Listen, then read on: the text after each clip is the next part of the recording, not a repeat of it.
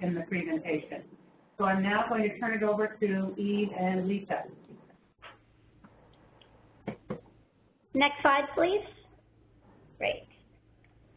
Hi, everybody. This is Lisa Coop. I'm an attorney with the National Immigrant Justice Center, or NIJC.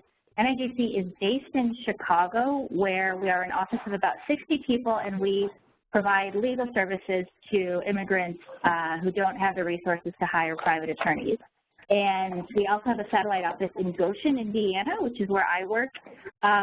And through our legal services, we aim to help people seek immigration benefits. So that might mean seeking DACA, Deferred Action for Childhood Arrivals, which we'll talk about in a moment, but it could also mean working with people who are in deportation proceedings. We also represent a lot of families and a lot of young people who are afraid of returning to their countries of origin, and so they might be seeking asylum protection in the system in the United States. So that's kind of a big overview of what we do, and we're very proud to partner with organizations like The Door, which is where Eve looks, so we can shift to her slides. Great.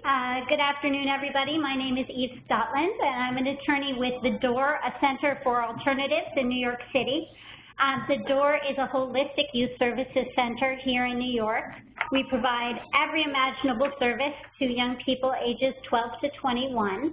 We also have a legal department. We have a team of about 13 attorneys and some support staff.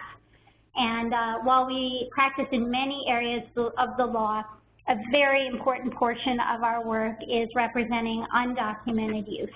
I want to thank, first of all, Lisa, my partner, for joining me today from the National Immigrant Justice Center, and also thank our hosts. We really, and everyone who's joined the call, thank you so much for taking time from your busy schedules to learn about this. Workforce development is incredibly important to our young people, and hopefully this will help you in days coming forward. Next slide. All right, so let's get started. This is Lisa speaking. And, you know, kind of a lot of the thinking behind this webinar is the fact that, as we discussed, post-elections, there's been a lot of anxiety in communities about what the incoming administration means for immigrant populations. What does this mean for young people who may have status, they may be undocumented, they may be on the path to permanent status, or they may have some kind of temporary discretionary protection from deportation. And so what our organization and what a lot of organizations have been doing is going out and providing community presentations to try to educate immigrant communities about what their rights are and what their options are as we move forward into this new environment where we may see increased enforcement and where we don't know exactly what to anticipate from the incoming administration, but our fears are that there could be some negative ramifications for people who are non-citizens. So I know a lot of your organizations serve undocumented participants and have contact with these communities,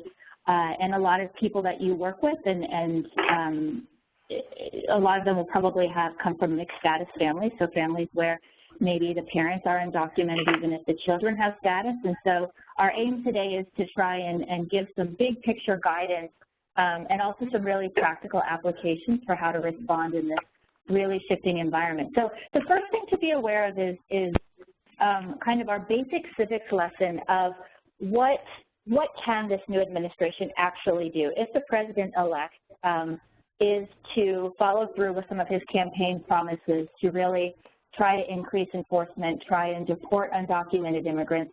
In reality, what can he actually do? And there we need to just kind of go down to the basics of civics and think about the branches of government. So the president, of course, is the head of the executive branch, and of course is beholden to some extent to the legislative and judicial branches. And so only Congress creates our immigration laws.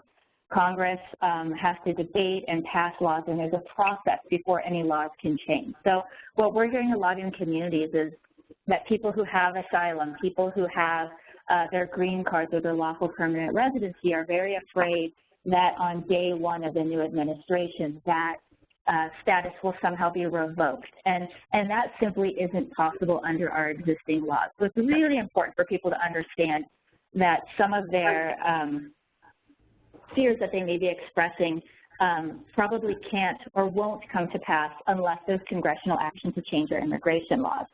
But there is this area of immigration policy or immigration practice that lies within the executive branch. So the president does have the authority to set priorities for who he wants to target for deportation. And one of the ways that President Obama has done that is through the DACA program from 2012, which if we go to the next slide, I can provide a little more background on.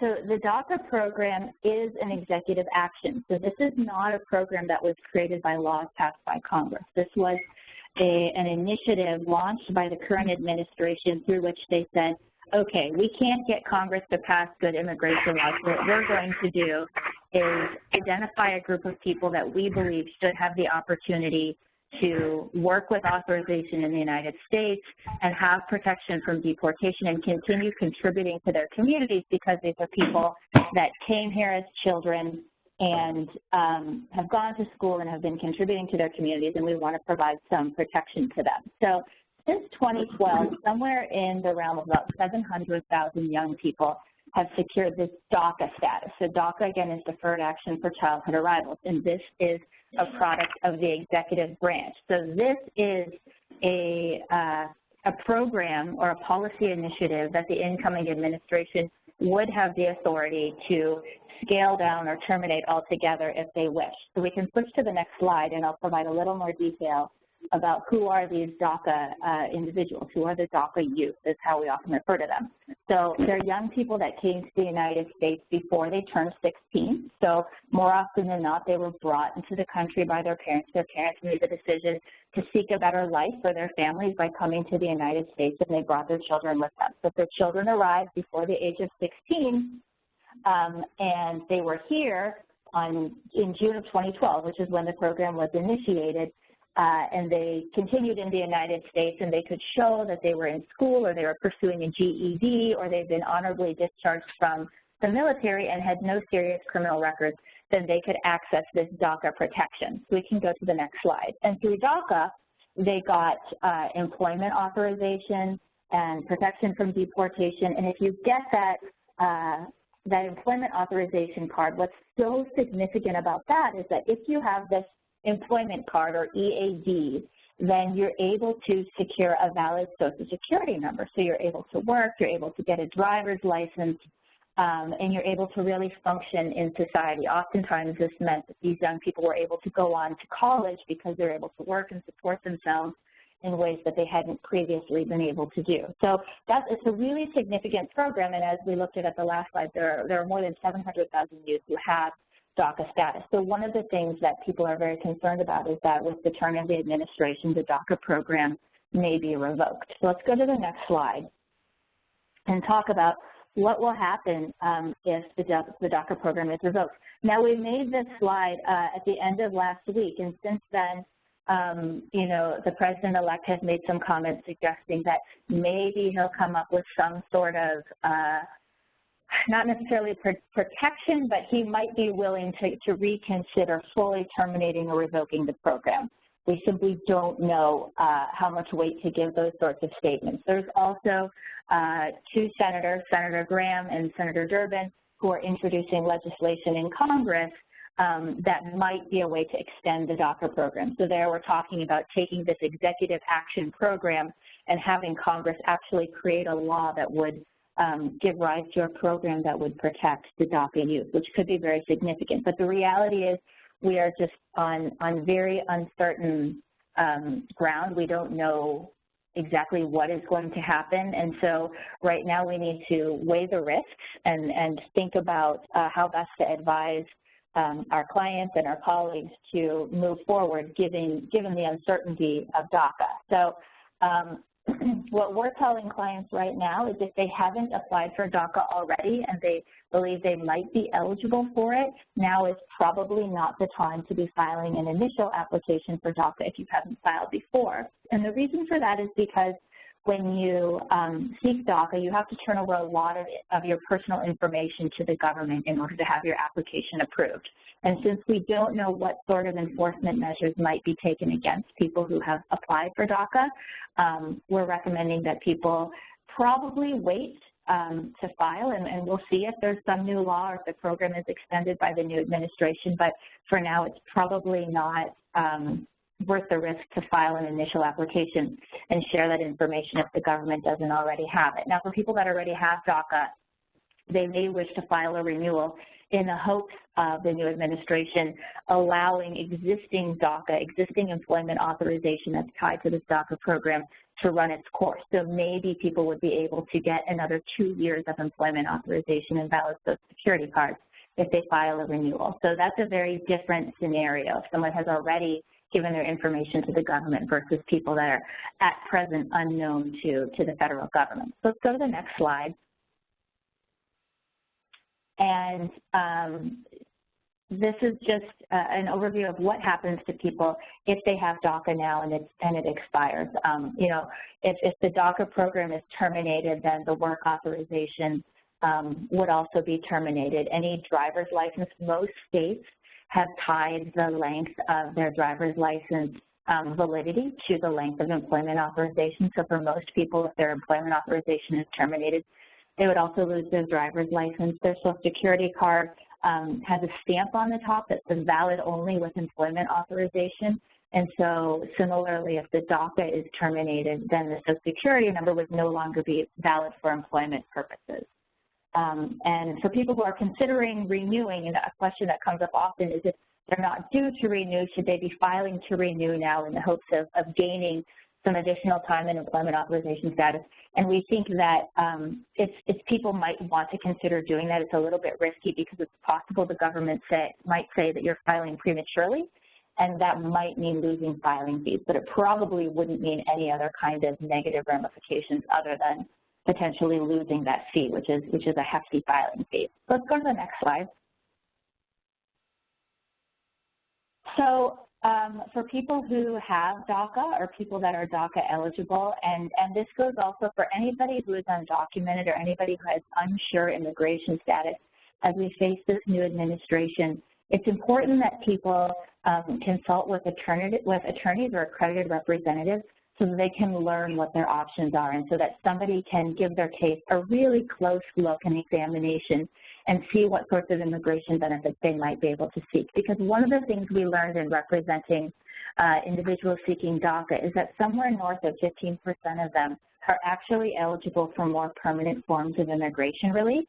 So this means that instead of having this temporary discretionary DACA protection, they might be eligible for some sort of benefit that would put them on a path to their lawful permanent residency, so to green card and ultimately citizenship. So it's really important if individuals have not already spoken with an attorney about their case, that they go ahead and do that so that they can have a clear understanding of what their options are. Because as, you know, I sound like a broken record on this, but there's so much uncertainty about what's going to happen that it's really critical that people have a full understanding of what options are available to them in their own cases and in the cases of their family members. So let's go forward another slide.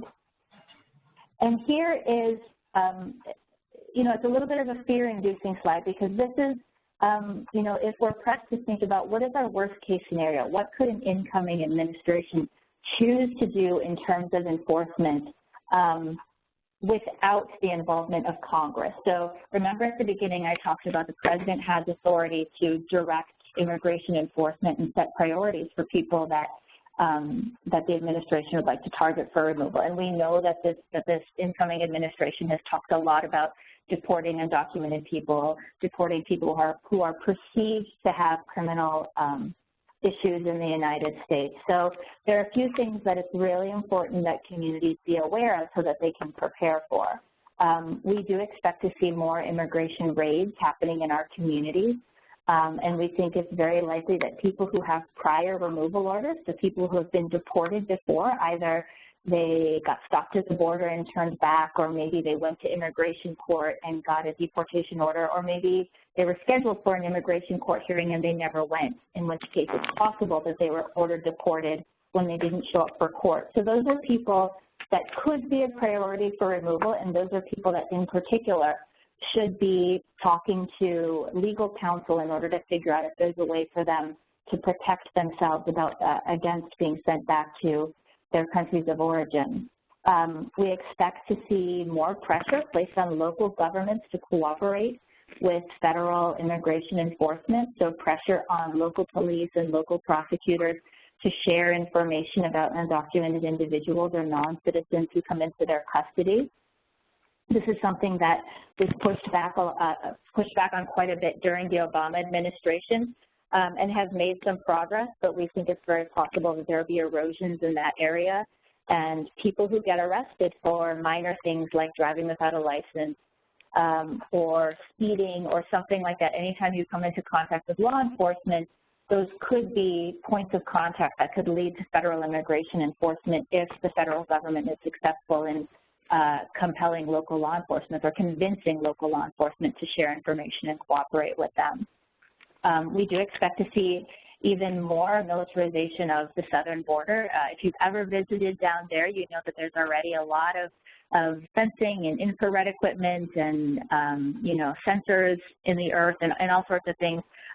We think that we'll probably see more of that, whether or not that an actual physical wall remains to be seen, but it will probably become even more difficult for people to cross the border. And this next one, the expansion of expedited removal, warrants a little bit of explanation because this is a little bit of a nuanced thing. So under our immigration laws, there are certain ways that the government can very quickly deport people. So they can summarily deport someone without giving that person the opportunity to go and explain their case before an immigration judge. And one of the ways they can do that is through a program called expedited removal. And right now, this mostly happens along the border. If someone, you know, gets, you know, a couple hundred yards in across the border and gets picked up by Border Patrol, then they might simply be turned around and sent back to their country of origin, but they would actually have a deportation order. And until now, we haven't seen the government try to use those practices within the United States. But it's possible that they could try to use expedited removal, so try to more quickly deport people if they're apprehended in the interior of the country. And what communities and what individuals need to know to do in order to defend against that is to make sure that, first of all, that people have documents that demonstrate that they've been in the United States for an extended period, so for as long as they've been here. Expedited removal is only applicable to people who are relatively recent arrivals, so people that can't establish they've been in the United States for more than 2 years. So if people can create a little stash of documents at home in a safe place where somebody knows where to access them that show how long they've been in the United States, that's one way that they would be able to prevent being subject to expedited removal.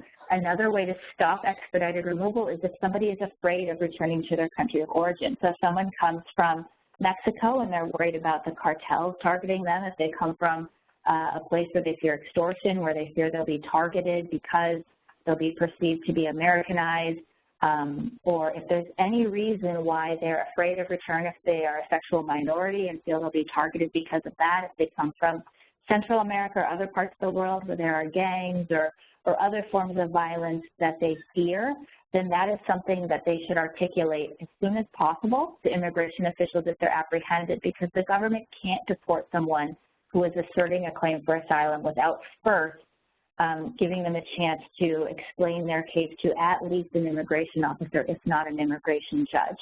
So that's an important message that we need to share with communities. And the last thing on the list there is that, you know, we expect to see an increase in animosity towards immigrant communities, and Eve is going to talk about that in just a moment. I have, I think, 2 more slides that I want to just visit quickly, so we can go on to the next one. And this one is referring to another mechanism through which the government can deport someone very quickly, and that's through a stipulated removal order. So if somebody's taken into custody and the government thinks that they're deportable, then federal immigration agents can say to that person, hey, you're just going to sit in detention for a really long time, and you should just go ahead and sign this document to accept your deportation so that, you know, you don't waste everybody's time and sit in jail and you're going to lose your case anyways.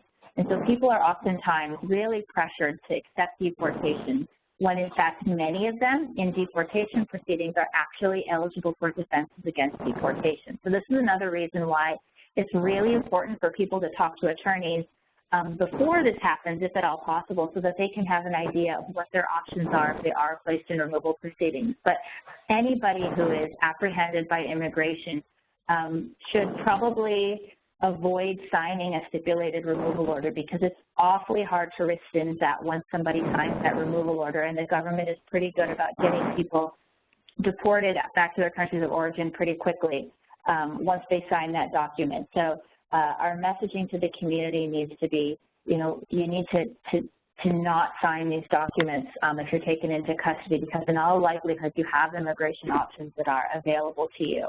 Let's go to the next slide.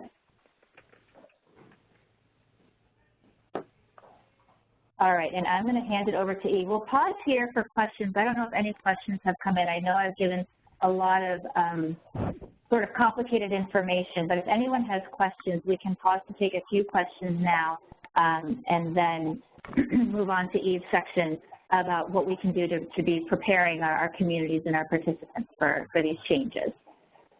Thank you so much for that. That was really helpful, and we do have a couple of questions here. First of all, one participant asked, they've been advising any DACA students traveling outside the U.S., largely for study abroad purposes, that they should come back before January 20th. And is that sound advice?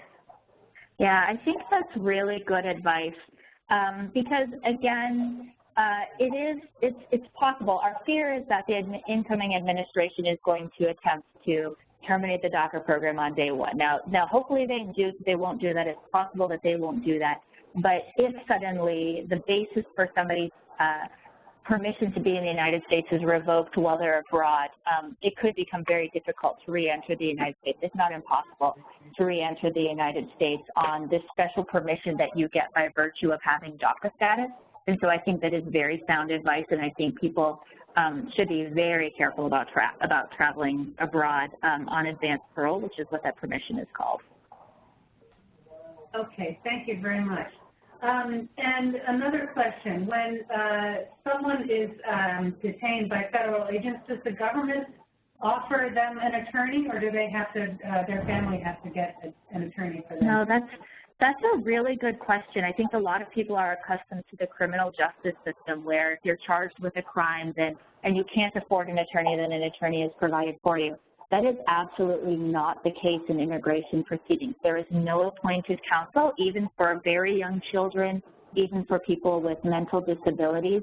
There is no lawyer unless you can pay one yourself. So that's another reason why now is a very good time to form a relationship, whether it's with a private attorney or with a nonprofit organization, so that you have somebody to call if and when an enforcement action happens, because you will not be given an attorney by the government.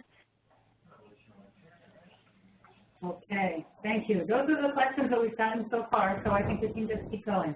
Thank you. Oh, great. Thank you so much. Lisa, let's go back one slide to fraud. So we can go back one slide. There we go. So I'm going to speak today more about the concrete steps that we can help the people we work with, our communities, sometimes our own families, take to be prepared in case the conditions become more difficult under the Trump administration. Something that is always the case is to be very concerned about fraud. We keep saying, Lisa said again and again, and you'll hear it from me, find an attorney, talk to an attorney. But which attorney, right? And there are many people who are not attorneys who hold themselves out as lawyers. There are people who say that they're notarios, and that's confusing, especially to some people from Latin America, because that sounds like a lawyer, but it's not a lawyer. And there are also people who are attorneys who are corrupt and will easily defraud people. So one of the things that we can really help our friends, neighbors, clients do is vet attorneys. So first of all, the person should actually be a lawyer, and you should be able to find the person in your state's lawyer registry. unless the person is an accredited representative, in which case that person should not be taking any money from anyone, right? Should be working at a nonprofit and should be free. And in general, this perhaps is self-serving because Lisa and I both work at nonprofits, but I'm much less concerned about fraud from attorneys at nonprofits because I would not profit from it, right? It's really people who are taking large amounts of money that we have to be concerned about. So we really encourage clients to ask attorneys if they have immigration experience, to ask to see the license, and to ask to see their, you can ask your attorney, may I please see your diploma from law school. Those are all absolutely appropriate questions. And you could ask, how many cases like this have you done in the past? You can also ask questions like, do you have other clients that I can speak to who can tell me what it was like to work with you? And it's always permissible to get a second opinion. So let's say I'm working at the door, I'm a career coach, and a young person comes and tells me that their attorney is telling them to do some things that don't make a lot of sense to me. So what I could suggest is that the young person go get another consultation, either for free or for $50, and get a second opinion. And that's going to help me know if what the first attorney is doing makes sense or not.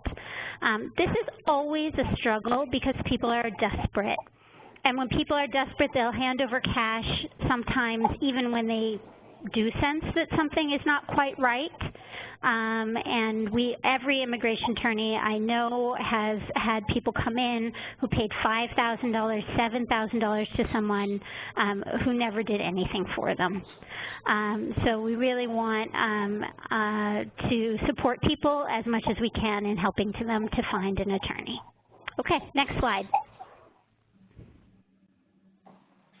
ICE raids. This is another way that we can help families prepare and communities can help one another. So ICE raids happen in a few places. They happen in many cities and counties. They happen in jails or in prisons, and there's not a whole lot of control over that. That's going to be set by your local government. For example, here in New York City, the city does not hold people and does not allow ICE to come in, immigration enforcement to come into the jails, but in many other cities and counties, immigration is invited into. Other places that are subject to enforcement raids, I should say ICE is Immigration and Customs Enforcement. It's sort of the police of the immigration system. Raids also happen at workplaces and at individual homes. So some ways to prepare for raids are to have a plan with the family, to consult with a lawyer, and especially to make sure that you have a trusted contact person, that everybody agrees, you know, we're all going to call in as soon as possible to this person. When immigration officials come, you do not have to open the door unless they have a warrant. They usually do not have a warrant. If immigration officials come and pick you up, you have the right to speak with a lawyer, and we really recommend that people do not sign any documents or respond to any questions without speaking to their lawyers if they already have one. A couple of other things, well, I think they're a little bit later, so let's advance. Okay, so what can people do to prepare? It's really important to memorize phone numbers. A lot of us, only me, only know our numbers, have stopped memorizing phone numbers because they're all in our phone. But when people are detained in any kind of criminal or immigration enforcement, the first thing to go is your phone. So it's really important to have your emergency contact number memorized in your head. If somebody has a lawyer, you also want to make sure that you have your lawyer's number memorized. It's very helpful for families if they can make a plan. If something bad happens, who will pick up your children from school? and to make sure that those people are listed on the list of who is authorized to retrieve the children.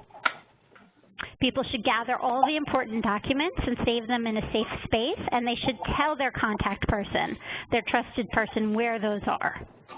And it's good to include with those documents a signed declaration about who should take care of the children in case both parents are detained, and also proof of presence in the United States. This goes back to what Lisa was saying. People have greater rights and can mount greater defenses if the government's trying to deport them if they've been in the United States for 2 years or longer. So you would want to show some evidence that you've been in the United States for 2 years or longer. And then you want to make sure that your emergency contact knows how to get these documents. This is a really hard conversation to have with people. You know, it reminds me of many ways of, not nearly as hard, but after my husband and I had our child, we met with an attorney to go over our wills. And the attorney said right away, well, the most important part of your will is who's going to take care of your child if you both die. It's not an easy conversation. But I'm glad that the attorney had that conversation with me, and I'm glad that we were able to make a plan. I hope we never need to use it.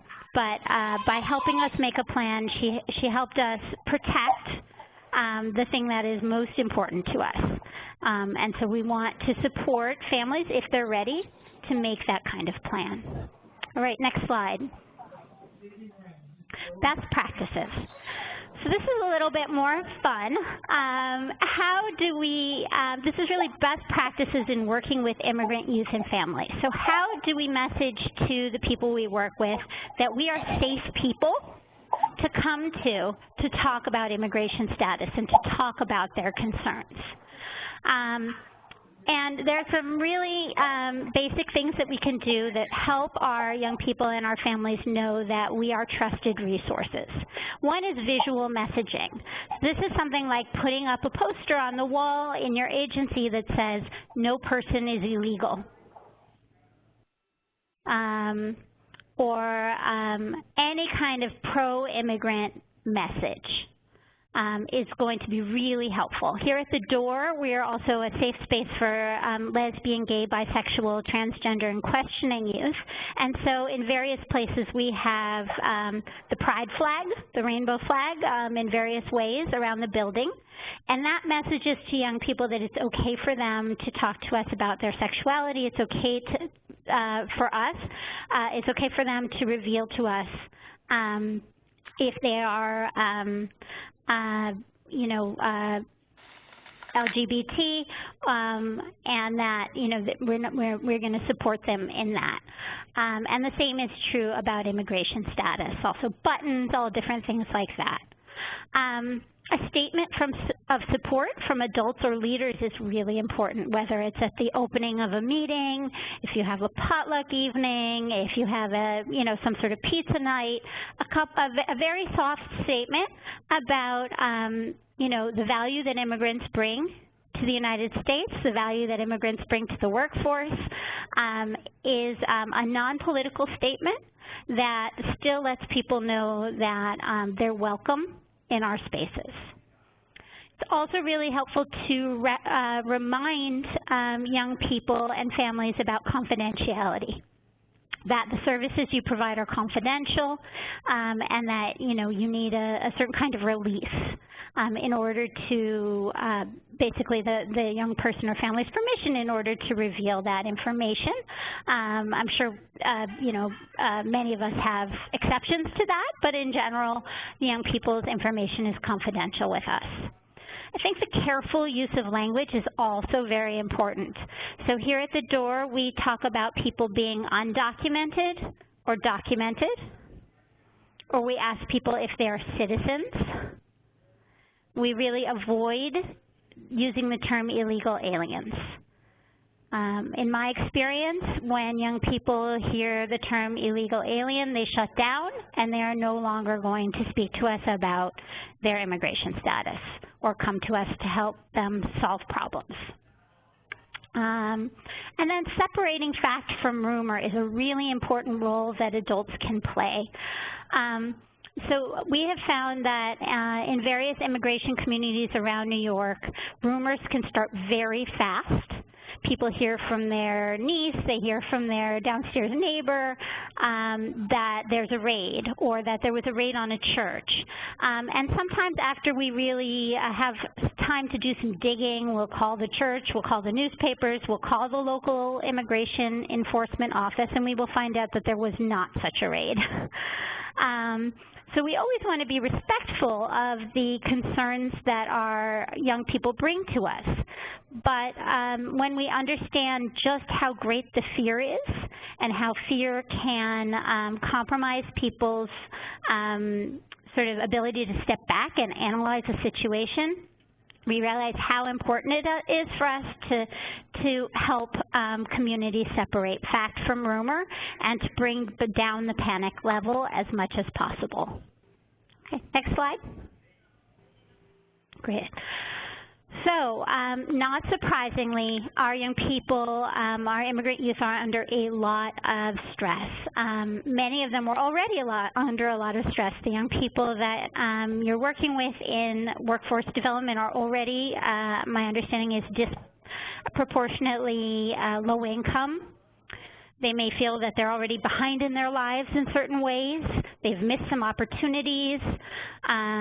They may have a lot going on in their households.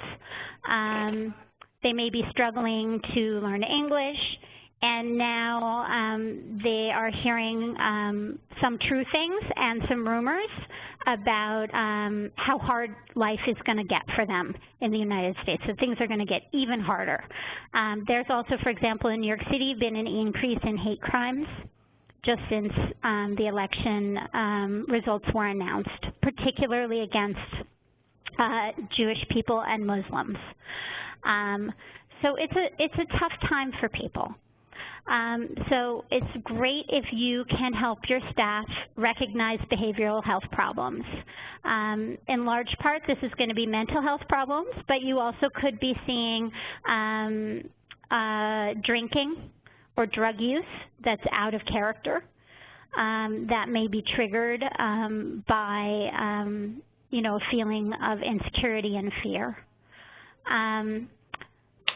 This can be a particularly difficult topic to discuss with children, and it's an important topic to discuss with children if they've been hearing things. So what happens is often children are in the room when the radio's on or the TV's on. They've heard, you know, they've heard Donald Trump's going to deport all the Muslims, and they're Muslim. So if nobody talks to the children think they're going to get deported. So while it is a difficult topic to discuss, it's really important to be open to discussing these issues with children, finding out what their concerns are, and then helping their families meet those concerns. We can't always offer great information because we don't know what will happen, but we absolutely can offer some calming information. For example, as Lisa said at the beginning, in terms of who's allowed to stay and who already has permission to be here, that's not going to change for quite a while even if the new administration wants to change it, because it requires congressional action. So to let children know that right now nothing's changed and nothing will be different for you in terms of going to school and doing your chores and being part of your family on January 21st, it's going to be the same as on January 19th.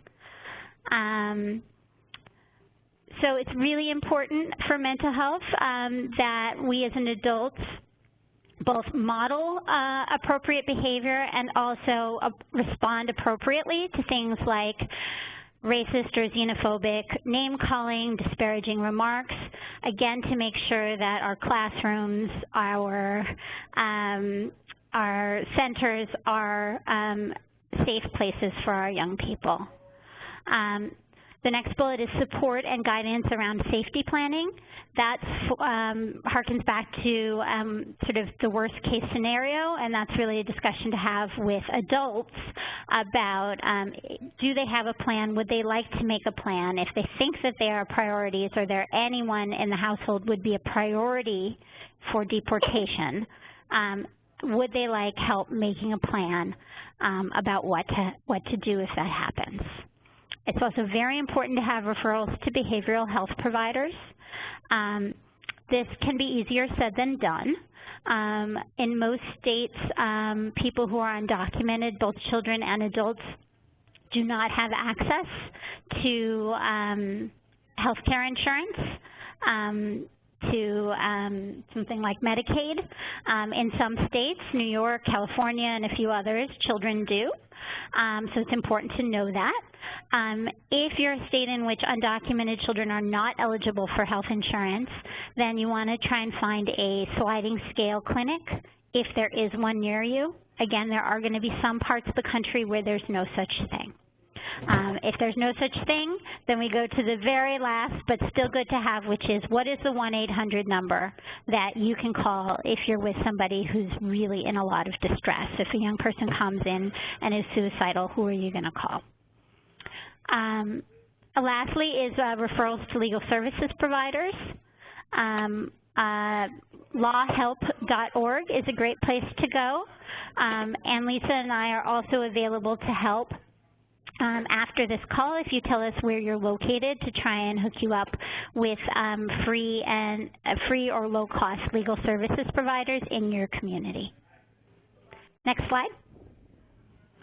So Lisa and I want to thank you for joining this call today.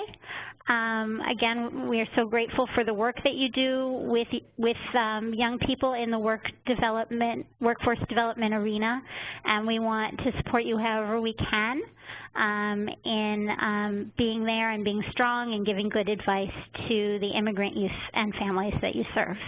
So we'll open it up for questions again. Thank you so much, Eve. That was really thorough and really helpful. So we have just a confirmation that in the situation of an ICE raid at someone's home, if they have a warrant that is signed by a judge, they do have to answer the door and they do have to let them in. Is that correct? Yes, or enforcement will break the door down. Okay. Yes. There is a question about why hate crimes against people who are Jewish are rising in New York City. I believe that hate crimes, anti-Semitic hate crimes are rising everywhere in the country, but I'm not sure, or I shouldn't say everywhere, but as a whole. And I can't completely answer that, but I believe that part of the answer is the use of the swastika as a symbol of self-right. As a symbol of antagonism towards immigrants and people of color and religious minorities. And so Jews generally see the swastika as particularly anti-Semitic, anti-Jewish, because of its huge importance in the Holocaust, but I believe that it's meant in perhaps an even broader sense in these incidents. Thank you. So one participant has noted that a lot of immigrants from PTSD and will show signs of it when you least expect it, and I wonder if you have anything you'd like to add to that comment. Sure. So some things we've had, of course, if you have a trained social worker or mental health person on your staff, I am neither, so it's great to, if you do have someone, you should have them come and speak to your non-clinical staff. Also, if there's a provider nearby who's simpatico, to invite that person in to come and speak to your staff can be super helpful. But one thing I've said we found very helpful at the door is that when young people show signs of distress, in particular signs of PTSD or signs of panic attacks, is to tell them that, you know, we see that they're in distress, or it seems, you know, I say it seems to me like you're really in a lot of distress right now. You're really upset. You're really anxious. You're really tense. There's a thing. There's a thing that's called panic attacks, and people have trouble breathing. And I don't know. I'm not a doctor, but it seems like you might be experiencing that. A lot of times, especially when young people have mental health symptoms of mental illness, they think they're just weird and bizarre, and they think that something is wrong with them. Mm-hmm. So without stepping into a clinical role, which I'm not licensed or qualified to do, I think it can be really helpful when an adult that the young person trusts says, you're not weird. You went through some hard stuff, and your body's showing it. You went through some hard stuff and your mind is showing it, and this happens to a lot of people. Thank you. That's helpful. I have a question. You had indicated that the safety planning should be done with the adults, and I'm thinking of many of the young people in our programs, the young adults who may play an adult role in their family. Yes. They may be the one that speaks English the best, who does negotiating with officials. So I'm wondering about initiating conversations about safety planning with participants in our program. Sure. I think that, you know, as line staff, we know our young people the best. And, you know, if I'm working with a young person and it's very clear to me that that young person is operating really either as head of household or as one of the heads of household, you know, is paying the rent, is translating at everybody's doctor's appointments, then I think that, you know, is already going to be influencing how I work with that young person, and that is absolutely appropriate. I think to make the safety plan really work, it's going to need to involve all of the adults in the household, including the young adult. But the young adult might be the right person to start that off. Okay, thank you. The final question is, will we be able to access the recording and or the PowerPoint? And the answer is yes to both. We're going to be sending a link to the recording with links to the resources that we referenced in the presentation to all of the participants, so you will be receiving those. If you did not actually officially sign up for the webinar and are joining someone else, you could just send us your email address and we will make sure to send all of that to you. Please let us know if you need any of these resources in a specific language, and we can do that. And if you have a question that you didn't get to ask during the presentation, you can send it to us and we will follow up with the presenters to make sure that it does get answered.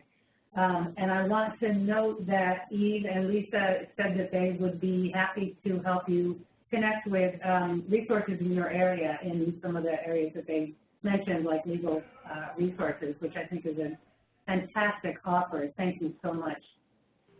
So I believe we are out of questions. And Eve and Lisa, any final comments that you would like to make?